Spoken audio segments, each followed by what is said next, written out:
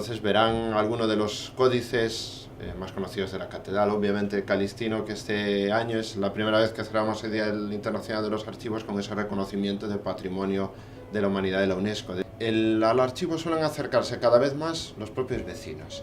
que además perciben, y eso se lo intentamos transmitir nosotros mismos, como parte de su historia, el archivo de la catedral, porque no solo el archivo de una institución eclesiástica, los sacerdotes que la llevaban, sino que prácticamente toda la historia de la ciudad y de su vida, de sus fiestas, incluso a veces. A lo largo del año vamos sacando todos los meses un boletín, una hoja, Galicia Histórica,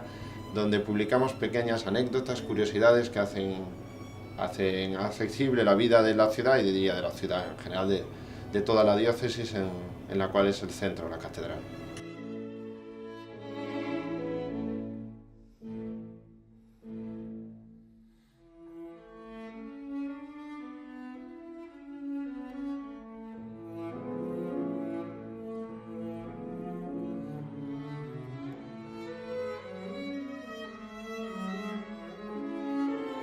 Se ha hablado mucho de él, pero todavía la gente necesita darse cuenta de las dimensiones físicas, de lo que contiene, de lo que es, incluso manejando un poco el facsímil. Obviamente el original está bien custodiado por preservación,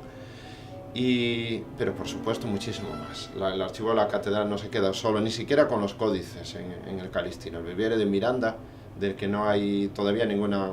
edición, ningún facsímil que se pueda manejar fuera de ver el original, que es precioso, es una maravilla de pequeñas miniaturas y decoración.